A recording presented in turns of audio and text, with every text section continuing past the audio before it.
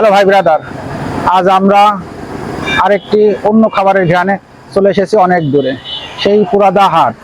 আর পুরাদা বলতে নাম করা এখানে কাপড়ের বাজার।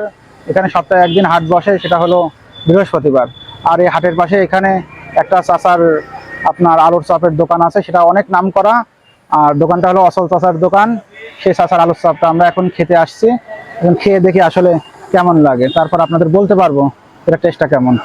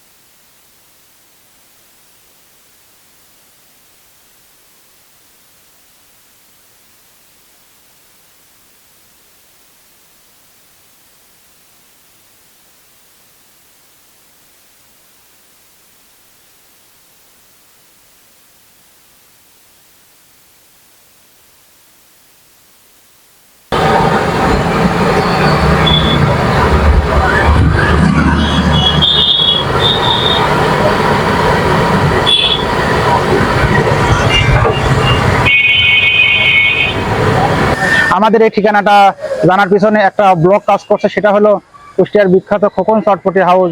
খোকন ভাই এখানে ব্লগটা করে গেছে, সেই ব্লগটা দেখে আমরা আসছি। এবার দেখি যে খোকন ভাই যেটা বলছে সেটার সাথে আমাদের কথাও মেলে কি না, সেটাই দেখার ব্যাপার আজকে। এবার একটু খেয়ে দেখি এটা আসলে কেমন লাগে। বিসমিল্লাহ। আর সকালের টেস্ট আছে, কিন্তু চামড়াটা একটু মোটা, এটা ভিন্ন একটা টেস্ট দিচ্ছে। কিন্তু আমরা যে আলু চপগুলো খেয়ে থাকি, আসলে ওই আলু চপগুলোর চামড়াটা একটু পাতলা হয়, এটা একটু মোটা, এটা অন্য ক্যাটাগরির।